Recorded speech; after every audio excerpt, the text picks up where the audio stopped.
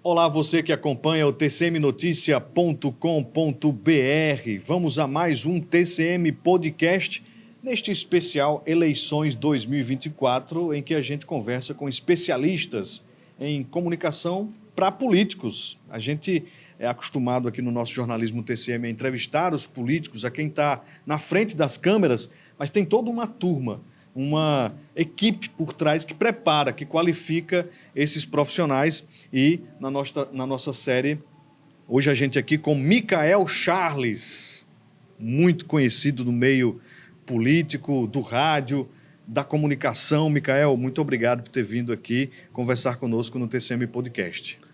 Vou ver, eu que agradeço a você pelo convite. É uma honra estar aqui para a gente bater esse papo, você e os telespectadores da TCM. Bater um papo aqui sobre essas questões tão curiosas, como você falou, dos bastidores, né?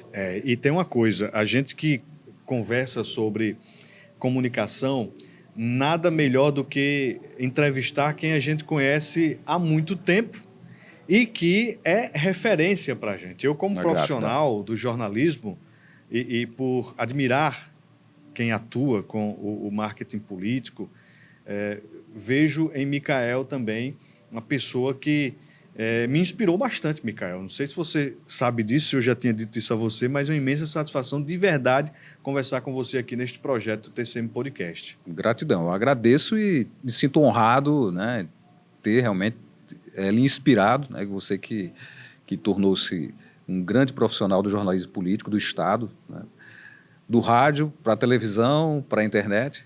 Para mim é uma satisfação. E vamos começar aqui pela sua atuação, né, neste mundo da política, porque você me falou que é consultor e mentor político, e a gente já entrevistou aqui profissionais do marketing, né, propriamente marqueteiro, e outros estrategistas. Explica para a gente como é que funciona essa dinâmica de consultor, mentor político, o que isso significa profissionalmente? Eu percebo que, como a política, as mudanças naturais da política e da comunicação nos últimos anos me trouxe para a minha realidade, uma realidade pessoal, né, a necessidade e a percepção de mudança, de evolução também no perfil do que eu posso atender ou eu venho atender a um cliente, né, um político, um novo político, alguém que está em mandato. Então eu comecei há 20 anos. Quando eu comecei há 20 anos era uma realidade a comunicação, era uma realidade a sociedade, era uma realidade como se fazia política. Eu sempre fui muito estudioso, sempre gostei de pesquisar, de ir além, né? Eu me coloco como um profissional que vai além da prática, porque eu estudo, eu busco conhecimento para trazer para a prática.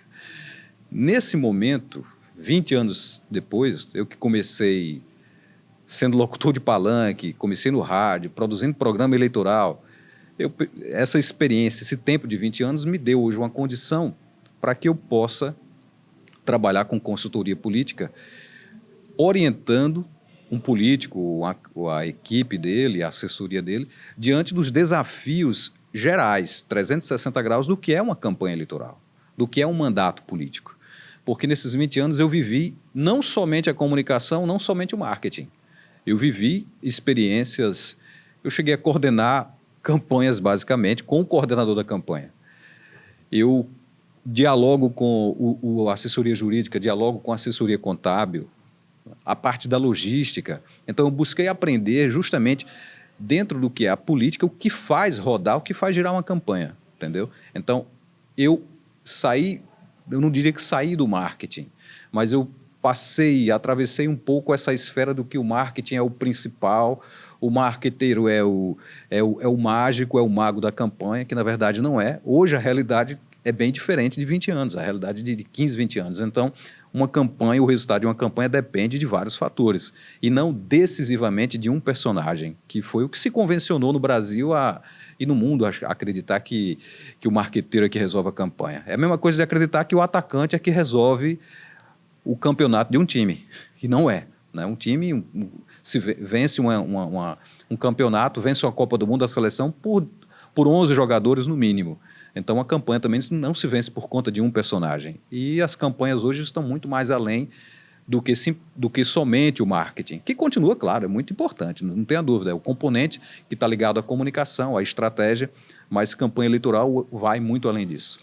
Micael, quem está nos acompanhando através do Spotify, através de áudio, já percebe aí no peso da sua voz o comunicador de rádio que traz, né, nessa voz toda uma experiência. E quando você fala de 20 anos de experiência em política, você tem um pouco mais de comunicação, né? Um pouco mais de anos em comunicação. E aí a gente já volta lá para a década de 80.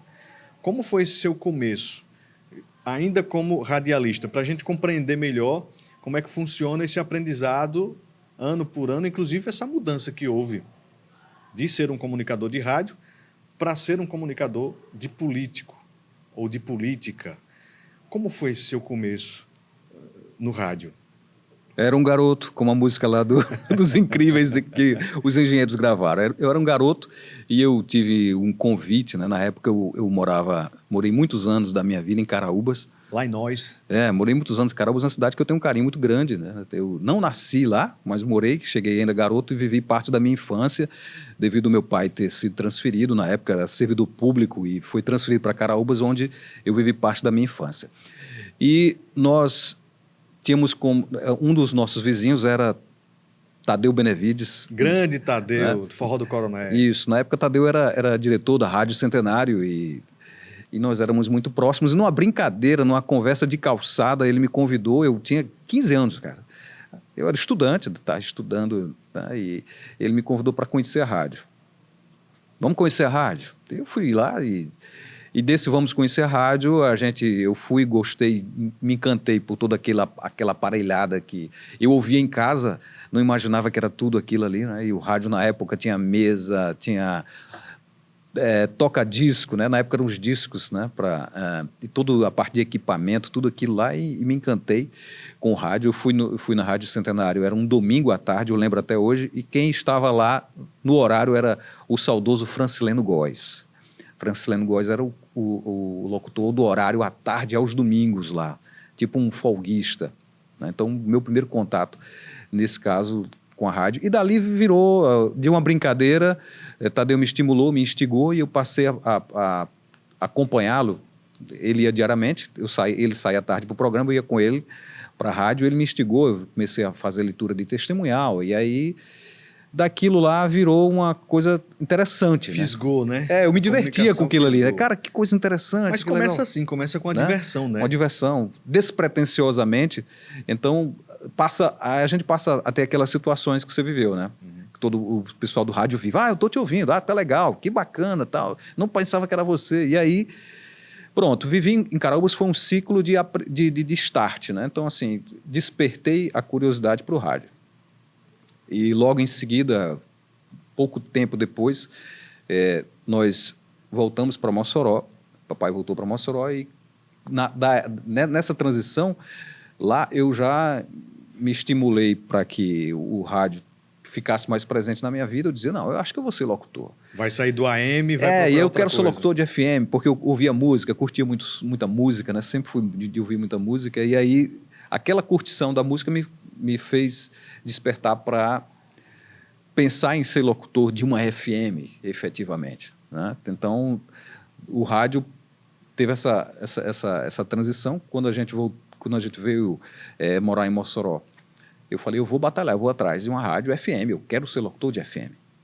E aí eu bati na porta da FM 94, que hoje é a 93, é a Resistência, né? Através de um amigo, eu fui recebido lá por Edmundo Torres, que na época era diretor da rádio, e ele falou, garoto, o que é que você quer aqui? Eu disse, pai, eu quero ser locutor, eu vou tentar. Ele disse, olha, vou mandar você lá para o estúdio de gravação, você vai gravar lá com um cara, Elias Pereira, Elias vai gravar umas coisas com você lá e você vai, e fica aí, a gente sempre recebe, fica gravado. E aí um dia surgiu a oportunidade, realmente você tiver competência, aí a gente vai. Pronto, e aí eu passei a ser aquele chamado mala da rádio, né? Tem essa figura. Tá, né? Lá presente lá, e eu falava, Elias, e aí a Elias foi me ensinando, a Elias me ensinou muita coisa, Elias Pereira, o George Wagner, saudoso também, George também me estimulou muito na época, foi um professor que eu tive, Então, George e Elias, eu ficava gravando aquilo ali, e achava que já era muita coisa, deslumbrante no estúdio de rádio, deslumbrava. E eu sempre gostei de escrever. Aí isso aí foi interessante, porque eles começaram a me chamar para escrever os textos comerciais. Bom. Aí os caras, pá, esse cara, né, ele escreve, então já era uma outra coisa, Diferencial, né? Não era só aquela voz bonita. Isso, exatamente, eu não era só aquele mala querendo ser locutor. Eu escrevia os textos, sabe? As pessoas chegavam lá, sempre teve isso no rádio, a dificuldade quando não vinha de agência. Para quem vai escrever, quem é que vai preparar o texto? Né? E aí eu lembro da época, Valmir Mendonça fazia os shows em Mossoró, Tássio Garcia fazia os shows em Mossoró, meus amigos. E aí chegavam lá, rapaz, vou escrever um texto da festa. Rapaz, chama o Micael ali que ele escreve um texto, ele escreve bem e tal. E eu comecei a escrever os textos. De escrever os textos, deixa eu gravar o texto.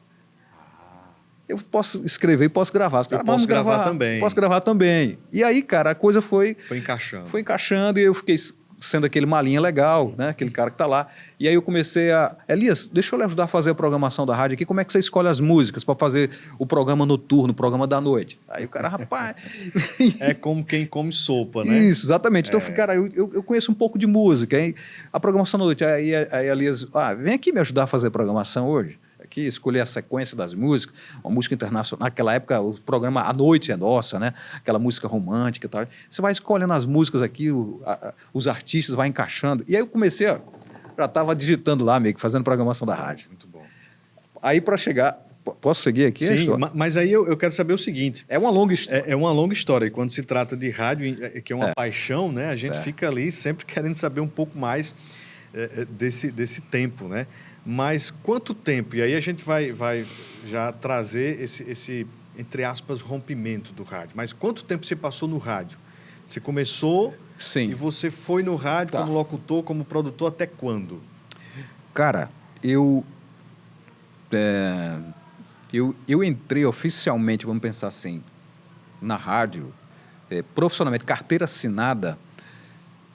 Se não me engano, essa transição de anos, acho que foi 91 para 92. Uhum. Creio que foi 92, lá na Resistência. E foi curioso porque foi numa manhã que a FM Resistência, que é a rádio, já tinha mudado, já era no prédio, no local que é hoje, lá na Travessa Mossoroense. E aí eu cheguei numa manhã lá, eu ia porque eu ia para a rádio, né? Eu ficava lá, escrevendo os textos dos comerciais, ficava esperando aparecer alguma coisa. E numa manhã eu cheguei lá e Edmundo Torres chegou e disse: "Ei, garoto, vem cá. George Wagner, tá aí, ele não está bem, ele não passou bem, veio trabalhar, mas saiu do horário e a rádio vai ficar sem locutor. E aí é o seguinte, você se prepara que você tem 30 minutos para entrar no ar aí." Aí eu disse: "Como assim?" "Meu, eu tô aqui fazendo outra coisa." Ele disse: "Não, você não pediu uma chance? A hora é agora. Não faz tempo que você pede uma chance para a gente, para entrar no ar, para ser locutor da rádio? Você tem 30 minutos. 30 minutos você se prepara que ele vai para o médico e você vai ficar no lugar dele." Pô, é agora ou nunca. Eu fui, cara. Horário da manhã do rádio. Você imagina, nobre. Isso 1992. Eu acredito que foi 92. A minha memória aqui cronológica está... Então, horário nobre do rádio, 8h30, 9 horas da manhã, Mossoró. Cara, existiam duas FMs, Santa Clara e a Resistência. E as AMs lá também brigando ali. Aquilo era horário nobre do rádio, sempre foi e ainda é. E aí eu fui. Bora, vamos. Deu um nervoso danado lá, tomei uma água. E aí, vamos. E aí, pronto, dessa história aí eu fiquei uns 2, 3 meses no horário. George voltou para o horário, eu fiquei fora do ar, continuando fazendo lá os textos, aquela coisa toda, até que surgiu uma oportunidade do horário. Sim, o locutor do horário saiu, do Super Tarde, um programa chamado Super Tarde. Julimar Rodrigues. Julimar saiu da rádio e aí chegou a hora. E eu entrei de vez. Aí carteira assinada, aquela coisa toda, passou a fluir. Então, desse período aí, que eu vivi na Resistência, eu saí da Resistência, fui em 97 para Fortaleza. Fui para Fortaleza também diante de uma situação, de uma circunstância que eu também queria evolução. Né? Já era um outro patamar. Exatamente. Isso. E estava no meu radar, já Fortaleza há muito tempo. Qual foi a rádio? E aí em Fortaleza eu fui em 97, trabalhei na Rede Sons Unsat. O sonho de todo locutor. Ali, cara, isso é doido. Na verdade, eu sonhava em trabalhar no Rádio Jovem. O sonho era trabalhar no Rádio Jovem. Na época era Rádio Cidade, Transamérica e Jovem Pan. Então, assim, pô, eu quero trabalhar na Jovem Pan, eu quero trabalhar na Transamérica, eu quero curtir aquele som, dance, rock, eu quero aquilo ali. E aí eu saio daqui, tive a oportunidade, fui bater na porta, Rede Sons Unsat, forró, 100% quase a rádio. Eu disse, caramba, que é isso? Eu achava que eu vinha por rádio. Mas é o seguinte, a rádio é top e tal. Através de um grande amigo lá de Fortaleza, de uma rádio que ele trabalhava na Rádio Cidade, ele disse, cara, vamos precisar de profissionais que estão precisando lá na Rede Sons Unsat. Lá é estruturado, organizado. E aí, quando eu cheguei lá, realmente, né, o Emanuel Gugel, na época, toda a estrutura da Sonzum era uma estrutura de porte, e era uma estrutura nacional, né? Estava ali a ascensão da rede Sons Unsat. 1997, final de 97, fui bater lá, mesma coisa. Estou aqui e tal. 98 eu entrei oficialmente na rádio. Então, entrei na Rede Sons Unsat em Fortaleza, da Rede Sons Unsat eu fui para Jovem Pan, aí realizei o sonho de locutor. Chegou ali no ponto máximo. Cheguei. Cara, pô, na Jovem Pan, não acredito, caramba, na Jovem Pan. Trabalhei na Jovem Pan mais ou menos um ano e meio. A Jovem Pan era de um grupo que administrava 3 emissoras de rádio. Na época, me chamaram para sair da Jovem Pan para entrar na Rádio Cidade, porque a Rádio Cidade, lá em Fortaleza, era posicionada como a rádio local. A Pan tinha alguns horários locais, o resto era da rede, né? E aí me chamaram para ir para a Rádio Cidade. Bom, Micael, estamos precisando de você na cidade. A Rádio Cidade é a 99.1. Trabalhei no 99.1. Quando eu entrei na Rádio Cidade, cara, está precisando de um locutor na Atlântico Sul. E Fortaleza tem muito disso. Você pode trabalhar em 2 emissoras de rádio, segmentos diferentes, não tem problema. E era no mesmo local, lá na Rede Cidade de Comunicação. Fazia de manhã num lugar, à tarde no outro. Cara, eu trabalhava na cidade de meio-dia às 4.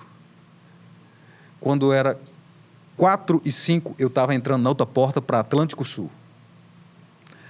Tá? Quem conhece Fortaleza, quem conhece bem ali na Desembargador Moreira, o Grupo Cidade de Comunicação, ali dentro tem 8 emissoras de rádio. Acho que hoje tem 8 emissoras de rádio, televisão, jornal.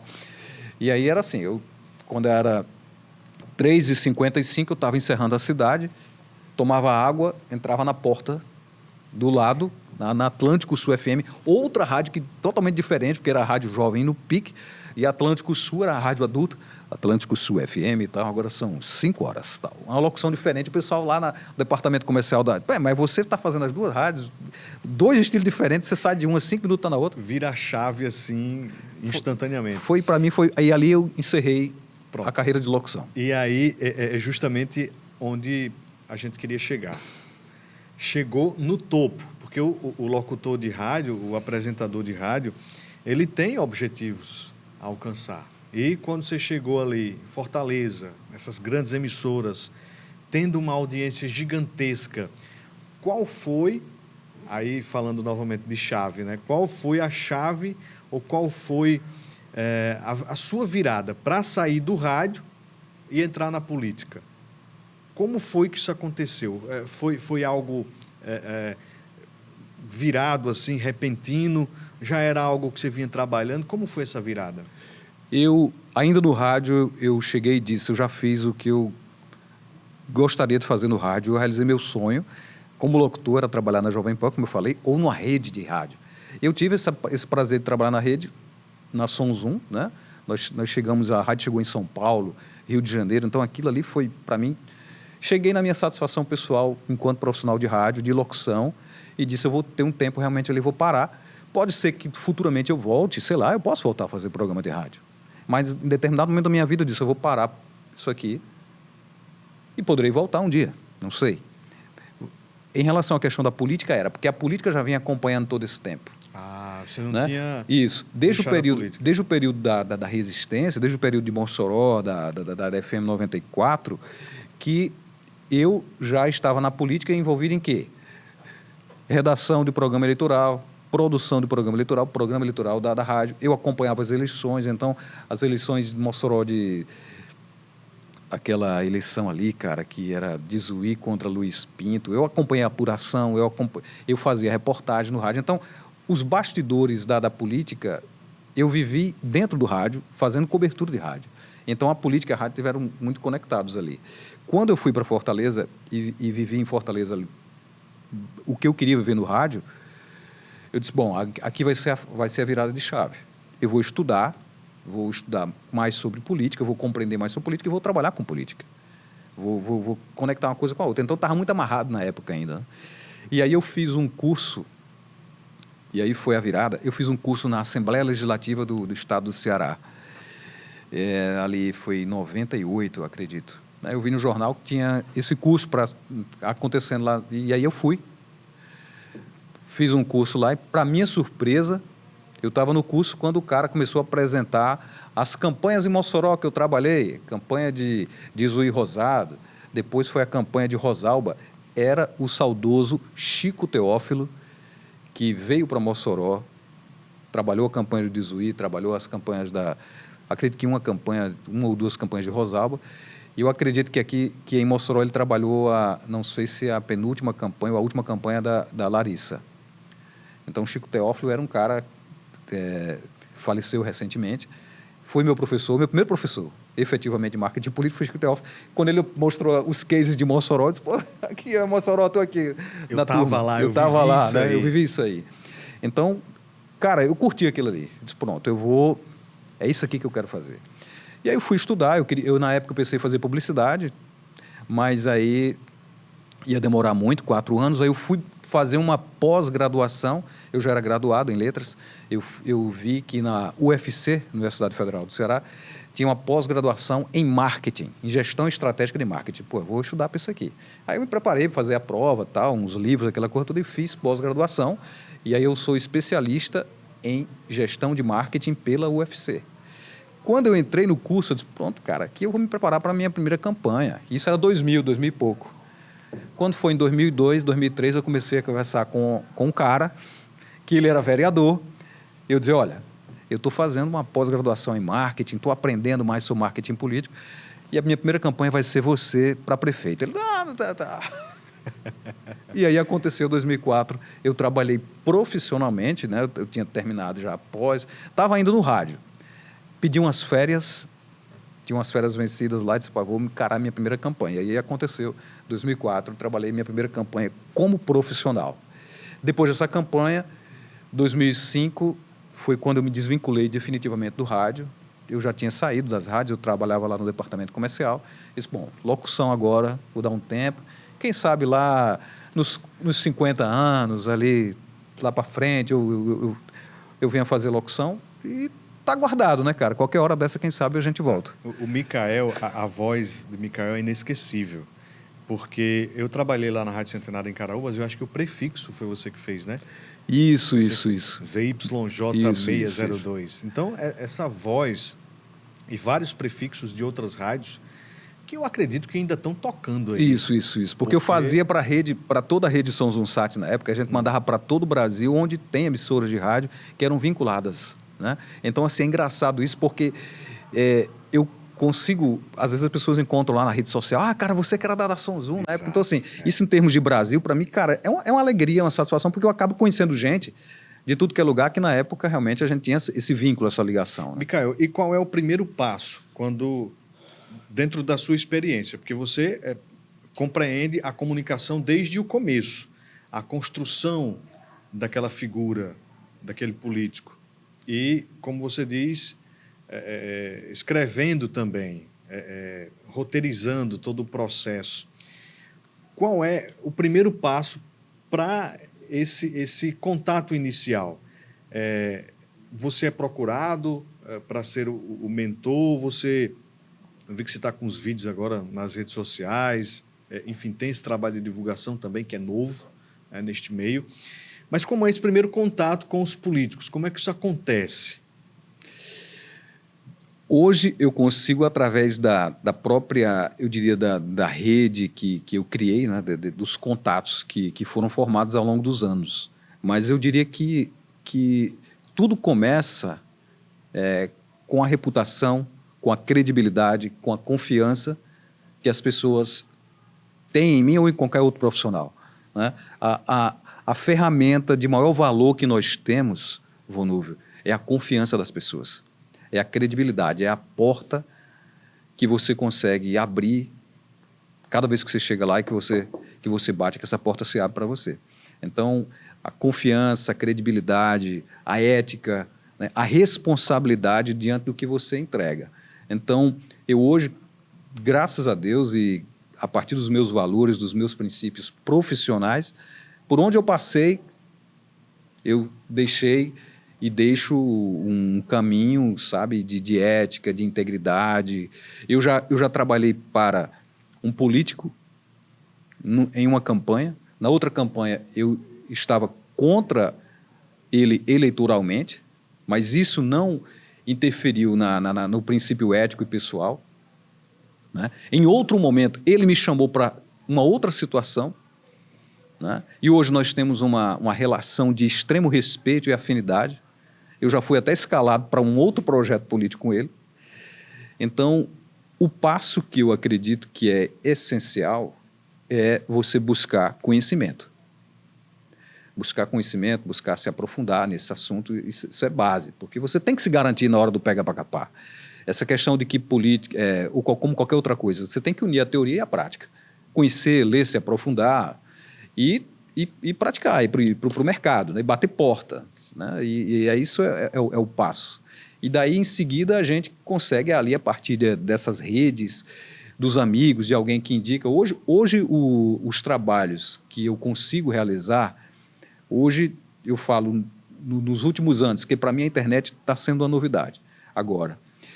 Mas até então, tudo que eu fiz, o 90% do que eu faço ligado à política hoje, é baseado numa indicação, de que alguém me conheceu, alguém me conhece, e vai lá e faz um contato. Fulano me indicou, fulano passou e informou você, cicrano, entendeu? Então, assim, a internet, para mim, é uma novidade que há 3, 4 meses eu comecei a produzir uns materiais para a rede social e também tem trazido coisas interessantes e contatos interessantes. Porque eu consegui, né, trabalhar, me dedicar, me preparar para justamente conseguir causar essa impressão de confiança, de conhecimento técnico diante do que eu tenho. Então, assim, a internet em 3 meses que eu tô atuando, né, cara, São Paulo, Goiás, Bahia, Pernambuco, abre os horizontes, Alagoas. E qual é a diferença? Qual é a diferença desse trabalho ser feito presencial, desse olho a olho com o candidato, onde você pode fazer a sua análise? É claro, você vai fazer as suas anotações, vai preencher lá a sua planilha, e o contato que você tem virtual, que você está confiando na palavra dele, está confiando no que ele está dizendo, está confiando no que ele está argumentando. Como é que é isso? Ou não, você tem esse seu trabalho de consultor presencial, virtual, mas tem aí esse objetivo de ir lá também conferir de perto. Como é que funciona esse trabalho? Está sendo muito novo ainda nesse processo agora de campanha municipal, né? Porque está praticamente tudo começando agora, esse período de pré-campanha. Então, assim, eu entrei, botei o pé, já a pré-campanha rodando. Né? As pré-campanhas rodando aí. Então, existe esse primeiro contato, o contato chega através do telefone, né? do link de contato aí da rede social. Esse primeiro contato a gente marca uma reunião, uma conferência online, e daí esse momento dessa reunião é decisivo para que em seguida a gente marque, se for, sendo, né? Eu acredito que a força da presença ela é insubstituível. Há necessidade de ir até o local, de conversar, de ver com as pessoas. Eu posso até dizer que, assim, com mais tempo, né, eu teria mais mobilidade, né? Eu tenho as minhas atividades hoje, que são atividades locadas aqui no estado, que aí eu faço paralelo, né, a essa atividade que eu faço com a internet, mas com mais tempo de mobilidade para viajar, eu teria hoje, eu acredito que ainda mais projetos em andamento. Mas eu sei dar o passo, subir cada batente, cada degrau com paciência. Isso aprendi muito com o saudoso doutor Milton Marques, a paciência, a tempo para tudo, né? E aí eu estou indo nesse sentido. Mas eu diria que, por exemplo, eu comecei a desenvolver um trabalho agora com um pré-candidato numa região aqui do Nordeste, no estado aqui do Nordeste, que já são 15 dias de trabalho e eu estou em vias de viajar para lá. Vou pegar um sábado, um avião, vou lá para a gente ter um primeiro contato pessoal, mas assim, a confiança diante do projeto já começou a andar. Micael, mudou desde que quando você começa esse trabalho do marketing político, né, passando agora para a consultoria, mentoria, mudou a visão do político sobre o ser profissional na política, não encarar ali aquilo de qualquer jeito, de qualquer forma, a própria presença de um profissional qualificado para pensar a campanha. Às vezes o político ele tem o dom da oratória, mas ele não sabe, por exemplo, a sua postura diante dos discursos. Há 20 anos atrás, quando você começou, você tem percebido esta evolução para o político profissional neste quesito do marketing político? Eu diria que agora a gente vive uma transição, eu diria que mais aberta, com mais possibilidades de trabalho e de construir uma carreira, um projeto nesse aspecto, né? Há 20 anos, quando eu vivia as campanhas, os meus primeiros trabalhos na área política, a visão ainda era o seguinte: eu quero ganhar a eleição. Passou a eleição, ninguém se preocupava em fazer comunicação de governo, marketing governamental, né? Era uma preocupação de governadores, de presidente. Eu acho que poucos prefeitos nas capitais, eu acredito, em algumas cidades. Dependia muito do projeto pessoal do político, do que ele visualizava lá na frente. Porque tudo se resolvia muito em cima da eleição. Tudo se resolvia no ano eleitoral. O ano eleitoral era o ano de se trabalhar. Agora, nesses últimos anos, com a internet, né, com a aproximação que a rede social trouxe para as pessoas, os mandatários, eles estão mudando também a concepção de que é preciso trabalhar, é preciso se comunicar, é preciso estar próximo das pessoas, e a rede social é proximidade, é preciso estar próximo todo dia. Como é que eu trabalho todo dia? Preciso realmente. Então, esse aspecto da profissionalização da política, que é algo que eu já escuto há muito tempo, né, por onde eu estudei, passei. Na época, o Chico Teófilo falava, mas eu tive em São Paulo com Carlos Magnanelli, que foi um dos precursores do marketing político no Brasil. Tive várias vezes, fiz vários cursos com ele lá. Isso já se falava há muito tempo na profissionalização da política. Só que isso era algo distante. E agora, com a rede social, isso se aproxima. Há uma percepção já inicial de que é necessário se fazer um trabalho contínuo, um trabalho permanente. E como é que é possível de transformar essa ideia? Porque uma coisa é chegar com a ideia de profissional, de trabalhar aquele candidato, que não pode ser de qualquer jeito, não pode ser apenas de um ano, tem que ser um trabalho gradual e profissional. Porque a gente já conversou aqui com outros profissionais e sempre tem a resistência. Como trabalhar essa resistência? Como fazer de verdade aquilo que você tem na teoria para a prática, para fazer uma boa comunicação? Cara, quebrar isso é a fórmula mágica. Essa fórmula que alguns ainda estão tendo trabalho, eu já consigo furar a bolha. E não vai passar aqui o segredo, né? Também furar a bolha. É preciso ter inteligência nesse aspecto também. Mas o que está muito claro, existe na política uma concorrência. Existe na política brasileira um crescimento, inclusive eleições municipais, nos últimos 10 anos, de interesse das pessoas se candidatarem. Então, assim, hoje tem mais pessoas querendo ser candidato a prefeito, a vereador, a deputado no Brasil inteiro. Então, essa concorrência já necessita de quê? De profissionalização.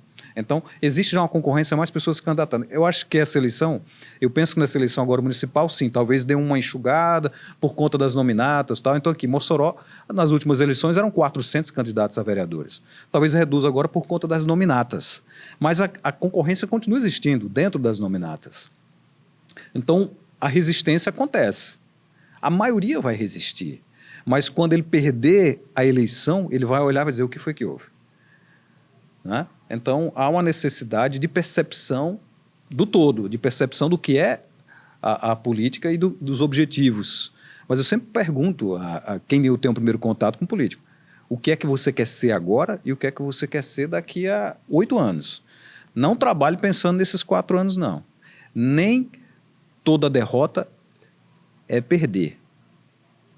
Não é? Então, assim, você pensa num projeto eleitoral, o projeto eleitoral é para essa eleição, ou você tem um projeto político visualizando o futuro. De ascensão. Porque, assim, projeto eleitoral, se o cara tem gente que perde a eleição e vai embora, desaparece.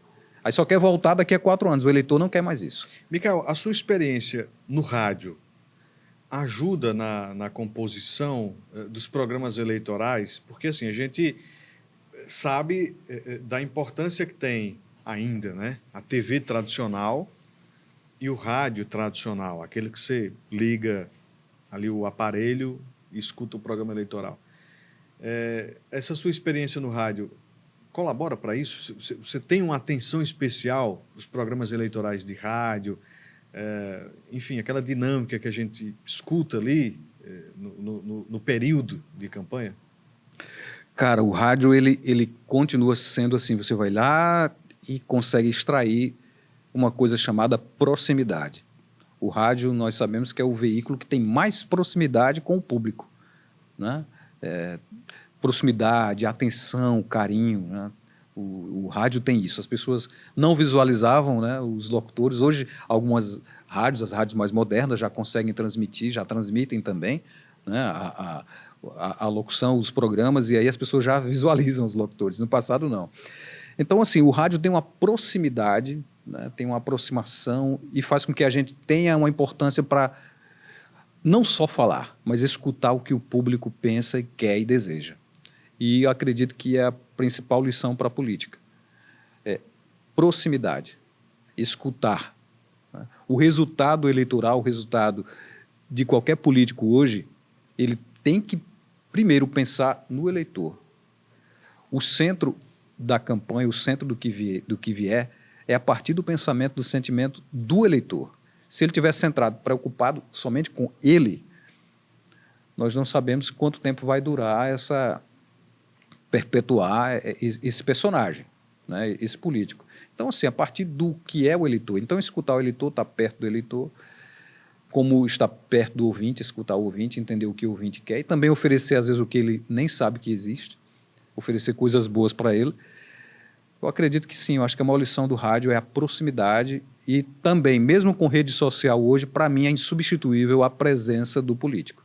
A presença e a força política. A força dele com lideranças, a força dele da presença nas cidades, a força dele... a presença mesmo. As pessoas querem ver um político na cidade dele. Ele não é só, a rede social ela não substituiu a presença física, a presença... As pessoas querem ver o político, querem ver a ação política mesmo. Tá? Então, eu acredito que é isso, proximidade. Como é que você está vendo hoje um tema também, ainda nesse aspecto de áudio, né, disso que você tem expertise aí há muitos anos, com relação aos jingles. Os jingles passaram nos últimos tempos por um processo de enlatado. Então, o mesmo jingle que é usado aqui em Mossoró, ele é usado em Governador, em Caraúbas, em Olho d'Água, na mesma região, só mudando o nome do político, sem ter aquela essência que o jingle no passado tinha, que era de através da música, tocar nesse lado sentimental. Como é que você vê isso? Você, como consultor, você orienta os seus clientes a buscar um enlatado ou novo? Como é que você vê o trabalho do jingle? Hoje, o que acontece? Primeira determinação, uma das deliberações do TSE para essa eleição, proibido paródia. Paródia... Não pode. Não pode. A não ser, exceto que o autor da obra, o compositor, autorize aquela gravação. Né? Então, assim, paródia sempre existiu, foi muito comum, é muito comum nas cidades menores, porque aquelas coisas... A música conhecida da hora. O homem disparou. Isso. Né? Então, aquela música lá é a conhecida, vamos botar que tá no ouvido já das pessoas, as pessoas vão associar. Então, é o seguinte, o jingle está proibido, você precisa ir atrás do compositor, o político precisa do compositor para autorizar. Ah, mas ele pode colocar? Pode, mas corre o risco, né? Tem políticos aqui do estado, inclusive, que já foram processados por compositores porque usaram a música. Então, paródia está proibido. A música copiada, eu acredito que tem o risco hoje também, falando de hoje, porque é o seguinte, como você falou, essa questão do homem disparou, o cara que fez essa música no passado, ele fez para espalhar, muito provavelmente, e ele ter novos clientes, fazer novas músicas. Mas essa música virou uma música comum, virou uma música, né, de conhecimento popular. Mas o que acontece? Hoje, devido à questão das paródias e os riscos que existem, porque tudo se espalha hoje pelo WhatsApp, Isso. de o cara pegar essa música e trazer para cá, pode ter o risco de quem produziu aquela música que está tocando lá na Bahia e aqui substituiu o nome e o número, pode ter o risco daquela pessoa pedir os direitos autorais. Entendeu? Então, assim, é muito comum, como você falou, é muito comum você a gente encontrar nas campanhas músicas espalhadas só mudando o número e o nome do candidato. Imagina num processo eleitoral você tem que responder um processo de uma isso. música. Agora, até quando isso vai acontecer? Eu tive um alerta agora recente de um estúdio que eu escrevo música. Você escreve música? Escrevo jingle eleitoral. Eu tive um estúdio que eu produzo, o cara me falou essa semana. Ele disse, Micael, aquelas músicas, você já registrou? Eu disse, não, por quê? Ele disse, não, porque se alguém pegar e fizer. Eu fiquei pensando, cara, realmente tem sentido. Então é o seguinte, o direito autoral nesse sentido vai prevalecer. E é o que eu indico para o candidato, faça uma música única, cara. Faça um jingle para você. Faça algo que as pessoas lembrem de você, que tenha a sua cara, a sua identidade e que marque. Só que assim, a propaganda dura 40 e poucos dias. Não dá para você querer que 10 músicas as pessoas vão gravar. O ideal é que você tenha 1, 2, ali no máximo 3. Ah, não, mas o que eu tenho que botar no paredão? Ah, eu não indico. Eu indico que tenha aquela música emblemática que vai chegar nas pessoas, vai falar sobre o número, que é o mais importante. O eleitor não vota na pessoa, ele vota no número. Né? Então, para gravar aquele número, o que é que você tem que fazer? Usar todo o material de propaganda. O jingle é um deles. Mas você é músico, Micael? Cara, não sou músico. Não sou músico. Eu trabalhei... Toca algum instrumento? Nenhum. Cara, olha, eu trabalhei ao lado do estúdio que o Mastruz com Leite gravava as músicas.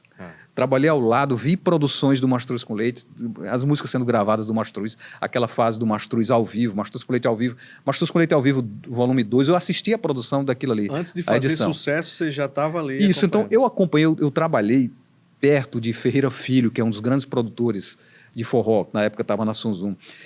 Eu via as músicas sendo produzidas, eu via os músicos tocando, não aprendi a tocar nada. Deveria ter aprendido alguma coisa. Trabalhei com DJs na Jovem Pan, não aprendi a tocar também de DJ. Agora que eu fico pensando, era para ter aprendido a tocar violão, era para eu saber tocar como DJ, né? Mas eu não toco.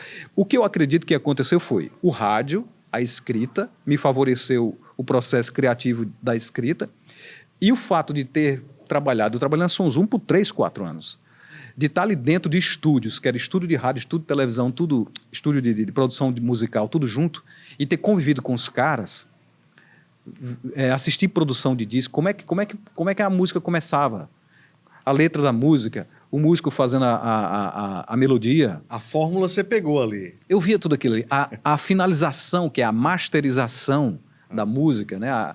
Todo o processo final para que a música chegue totalmente limpa, com qualidade, eu acompanhei tudo aquilo ali. E eu acredito que o fato de eu ter convivido com música e com rádio e com política, boa, entendeu? Eu acho que essa junção me trouxe essa condição de pegar uma história e conseguir aqui rabiscar e daqui a pouco trazer.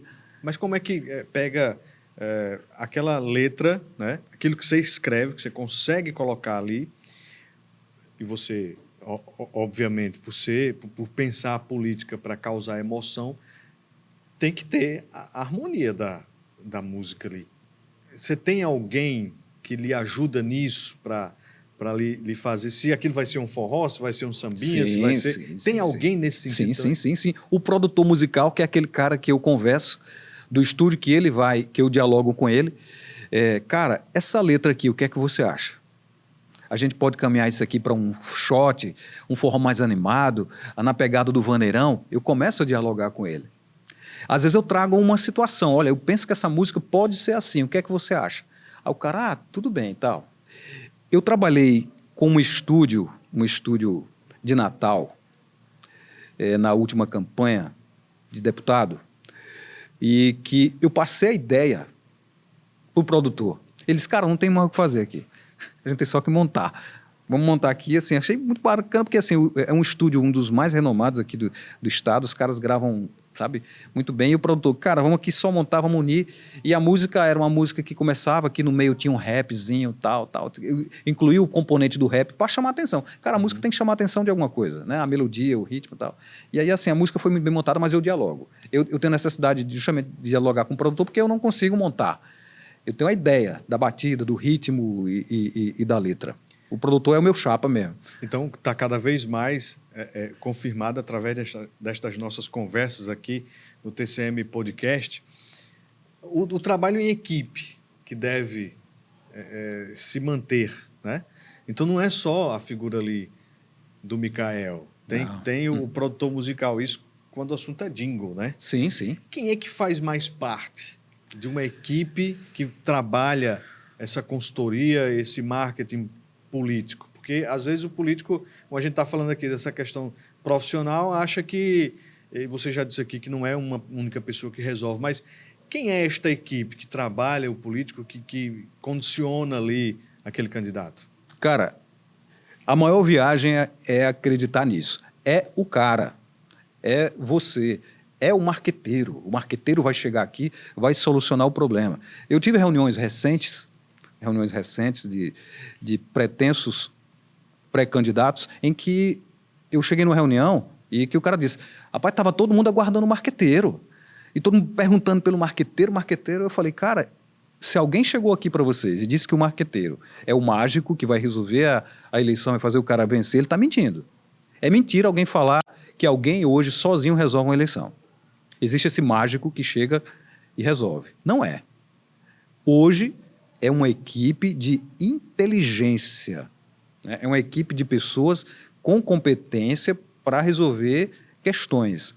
Claro que isso depende de estrutura financeira, depende do local. Existe uma série de dependes, né? Como diz um professor, amigo meu, Marcelo Vitorino, lá de Brasília, existe uma série de dependes para se vencer uma eleição.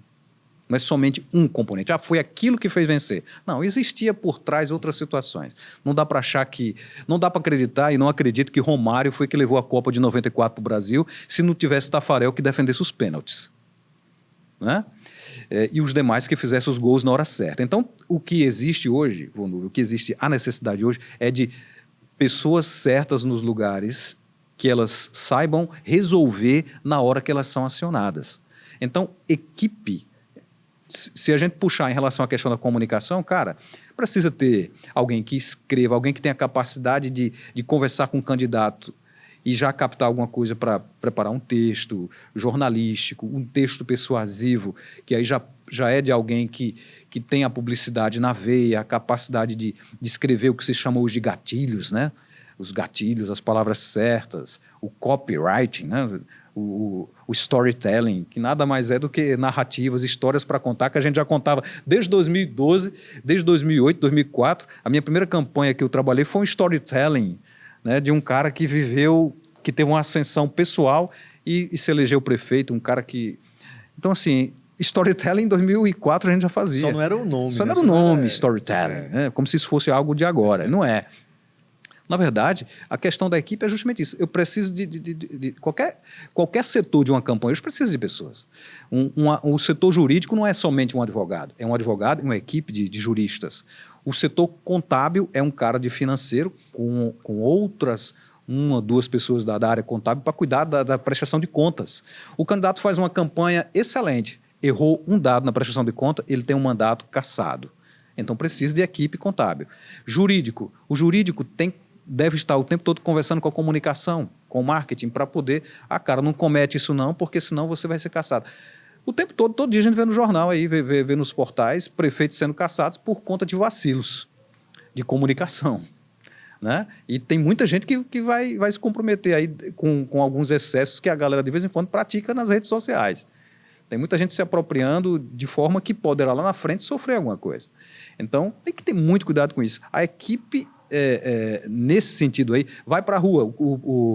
O pré-candidato, o candidato vai para a rua, ele precisa, no mínimo, ter uma pessoa. Eu não tenho dinheiro. Então, leva alguém, leva o sobrinho, o primo, ensina a segurar ali o celular, fazer uma gravação, apertar um botão para fazer alguma coisa, uma foto. Né? Sozinho não dá para seguir. Tem que ter equipe mínima, uma equipe mínima precisa ter. Micael, você fala numa coisa muito importante, que é o pensamento inteligente da equipe. E eu acho que um dos desafios também de uma campanha eleitoral numa equipe, né, formada é o gerenciamento de crises. Sim. Porque quem está no governo ou quem é oposição vai ter o fogo e o contrafogo, né, dentro desse trabalho argumentativo da busca pelo voto. Como é que se resolve uma crise dentro de uma campanha eleitoral? Frieza. Frieza e ter alguém que consiga pensar de fora para dentro. Porque as crises, quando acontecem, a grande maioria das pessoas que estão dentro das campanhas, elas estão emocionalmente envolvidas. Elas estão ali vibrando, estão querendo o êxito, o resultado, claro, de quem é o candidato ou a candidata. As crises se resolvem com racionalidade, com a razão, sem emoção. Tem que desligar a emoção para você resolver uma crise. Você consegue atuar, quando você está nessa mentoria, nessa consultoria, com frieza? Você consegue, ou você, ao longo do tempo, você aprendeu, tem ainda dificuldade? Como é que é o seu trabalho neste aspecto? Eu consigo... eu estive noite, agora essa semana, em uma situação como essa. Era 11 horas da noite e eu recebi um comunicado lá no grupo: olha, aconteceu isso, o que é que a gente vai resolver? O pré-candidato estava torcendo que acontecesse algo. Isso aqui vai ter que ser, a gente vai ter que responder. E a minha parceira da agência de publicidade, lá na cidade que a gente está trabalhando, ela disse: Micael, ele vai querer fazer, ele vai querer responder, ele está aqui querendo responder isso. E agora? Eu disse: foi o seguinte, eu vou mandar um áudio. Vou mandar um áudio rapidinho lá no grupo e a gente vai... E vou deixar que ele escolha. Eu mandei o áudio. Quando eu mandei o áudio, ele disse: você tem razão. Realmente é melhor a gente recuar. O que foi que eu mandei no áudio para ele? Política é como um jogo de xadrez. Cada movimento, ou antes de você mexer na peça, você avalie o movimento que vem de lá para cá. Tá? Porque, de acordo com o tamanho do movimento que vem lá para cá, você pode ser comprometido. E em política tem muito o efeito bumerangue, né? Eu vou mandar isso volta pior para você.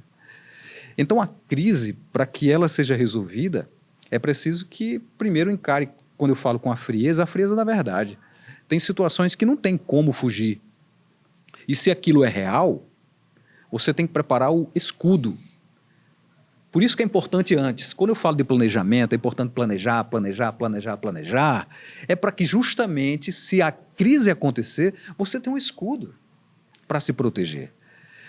Todos nós somos vulneráveis, nós temos as nossas fragilidades, as nossas forças. Quem está no meio político, como ser humano, como empresário, como seja lá quem for, também tem as suas fragilidades. O que eu falo é: qual é o tamanho do escudo para a sua fragilidade? Essa semana eu escutei uma pessoa muito experiente também na política dizendo o seguinte: quando tem uma bomba, ou você é inteligente o suficiente para desarmar, ou inteligente o suficiente para você fazer uma explosão controlada. Exatamente. Exatamente. A explosão controlada está justamente na frieza. Porque se você não tiver a frieza, na hora da explosão você não tem controle, você perde o controle, e aí realmente como é que vai lidar com essa explosão? Né? Então, assim, a crise tem uma expressão chamada gerenciamento de crise. Uhum. Né? E o detalhe é que nós brasileiros, nós ainda temos no Brasil uma cultura de resolver uma tragédia de resolver um problema só depois que acontece. A gente não se previne para que não aconteça. Tá aí as tragédias climáticas que estão acontecendo no mundo. Há quantos anos a gente escuta falar? Existiu a Rio Eco 92, em 1992, alertando para prevenir as ações do meio ambiente. Né? Michael Jackson escreveu Heal the World, Cure o Mundo para a Paz, escreveu a Canção da Terra. Assista um clipe chamado Earth Song, do Michael Jackson, que ele gravou em 91. Assista. É tudo que está acontecendo hoje com o clima. Então, o que está acontecendo no Rio Grande do Sul, o que está acontecendo nas marés brasileiras, nas cidades, alguém disse, previna-se. Só que no Brasil, a gente só tem mania de resolver as coisas depois que a tragédia acontece. Ah, era para ter feito isso. Ah, agora tem protocolo. Ah, agora que caiu o camarote, a gente vai botar a segurança disso. Não é sempre assim? Na política também tem isso. Micael, já caminhando para o encerramento aqui da nossa conversa, dá vontade de a pessoa ir buscando mais e querer saber qual foi esse jingle que você produziu, que você fez, você cantar um pouquinho aqui para a gente, mas vamos dar uma segurada para uma próxima oportunidade.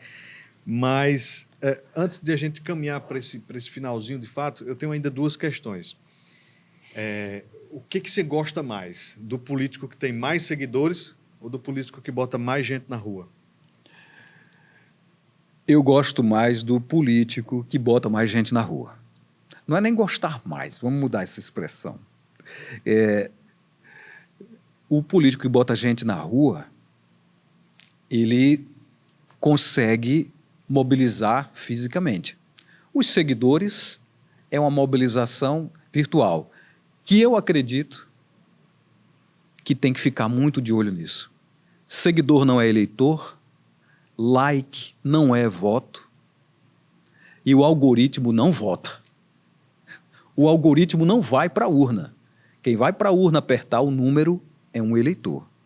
Então, para mim, seguidores é uma indicação somente. Então, assim, botar na rua e ter seguidores, eu acredito que os dois casos são bem delicados da gente dizer, olha, o que é melhor? Mas o que é melhor é o político que ganha. E nós temos exemplos aqui, inclusive aqui no Rio Grande do Norte, de, por exemplo, no parlamento. Vamos aqui, deputado federal, deputado estadual, sem citar nomes. Tem deputado federal aqui no Rio Grande do Norte que passou de 100 mil votos. E hoje ele tem 20 mil eleitores. 20 mil seguidores. O cara teve mais de 100 mil votos e tem 20 mil seguidores no Instagram. Seguidores no Instagram foi determinante para ele? Não foi. Nós temos deputado estadual aqui do Rio Grande do Norte. Foi eleito nesse último mandato agora. Ele hoje, ele tem 5 mil eleitores no Instagram. O Instagram representou o que para ele? Os seguidores representaram o que, eleitoralmente falando? Isso é um assunto que vai puxar uma outra situação da gente dialogar sobre isso. Por quê? Porque cada eleição ela é marcada por alguns aspectos. Essa eleição municipal agora, eu acredito que lá no final nós vamos estudar, e a gente vai dialogar depois disso, eu que gosto de estudar, pesquisar números nesse sentido, é o efeito prático do Instagram na eleição municipal. Ter seguidor vai dizer que o cara é eleito? Eu acho pouco provável. Que eu falo cargo majoritário, tá? Majoritário. O vereador aí já é uma outra discussão, que aí sim a gente tem que avaliar bem o peso dos seguidores, porque o seguidor ele pode ter capacidade de mobilizar. O que eu quero chamar a atenção é que número de seguidores não representa eleitores. Não é que tem muito seguidor, quer dizer que... Ainda tem mais.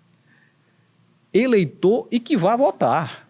Nós temos 17%, 18% de abstenção em toda eleição.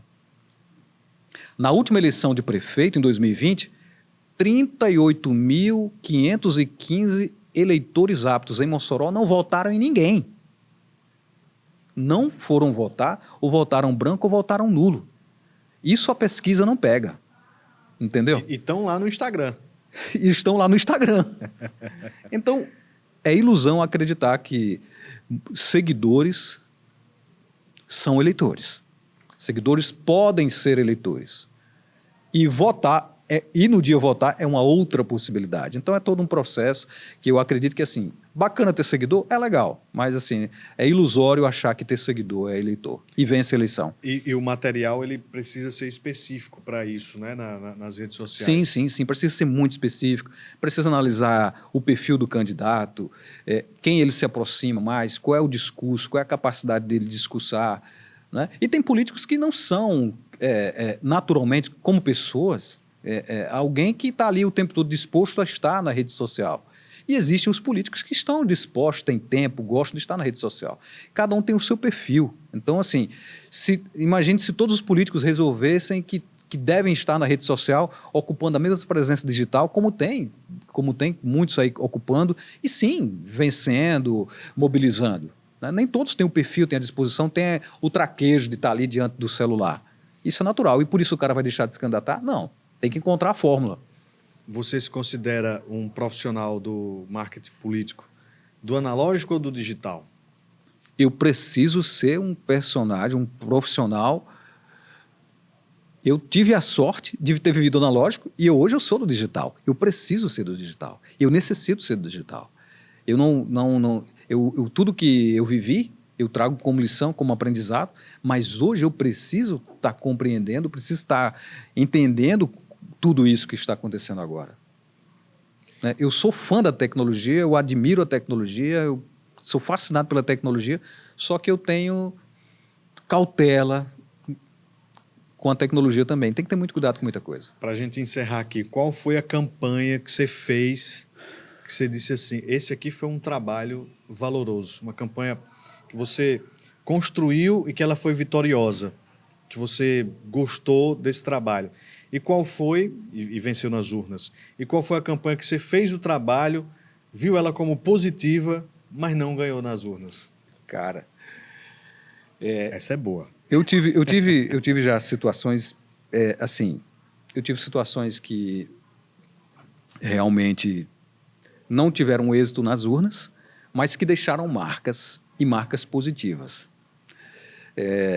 Inclusive, assim, situações que são curiosas na política, é que, assim, existia no passado a ideia de que, assim, perdeu a campanha, todo mundo acabou-se, né? Ninguém quer falar com ninguém e tal.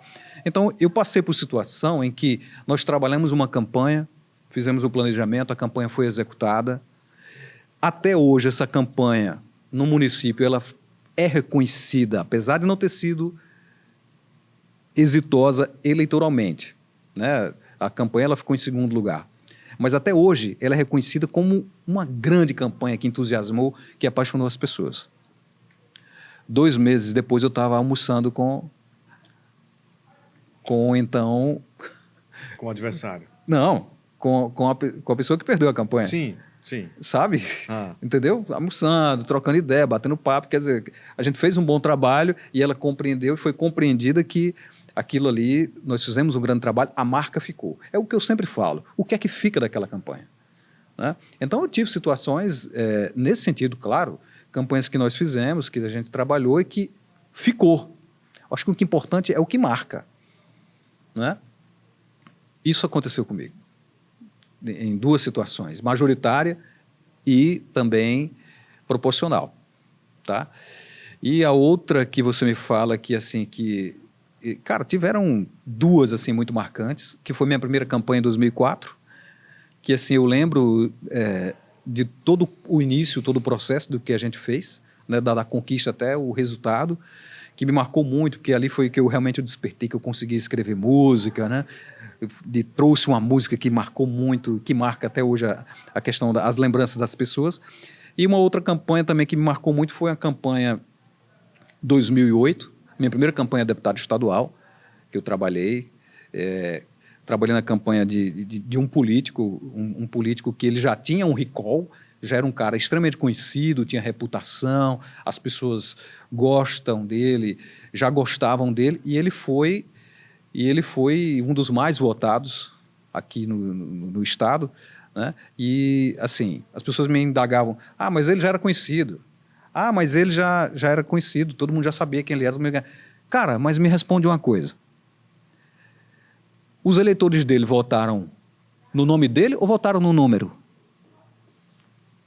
Ele certamente deve ter mudado de partido. Isso. Votaram no número. Então, os eleitores dele foram lá, apertaram um número. Como é que esse número chegou até a cabeça das pessoas? A mente das pessoas? Foi o processo de comunicação. Foi o processo que aquele número chegou lá na cabeça das pessoas. Foi a música, foi como aquele número foi apresentado na foto. Não é verdade? Então, isso me marcou muito porque tem esse aspecto. Ótimo quando o candidato ele já tem reputação, quando ele tem toda uma história construída. Isso é bom. Micael Charles é consultor, mentor político e mais um entrevistado aqui do TCM Podcast. Muito obrigado por ter vindo, por ter aceitado conversar conosco aqui. Certamente é mais uma entrevista que a gente precisa de uma segunda parte, né? Precisa voltar aqui. Claro, a gente está num período eleitoral neste momento, mas num outro mês do calendário vem para citar os nomes e para trazer as músicas.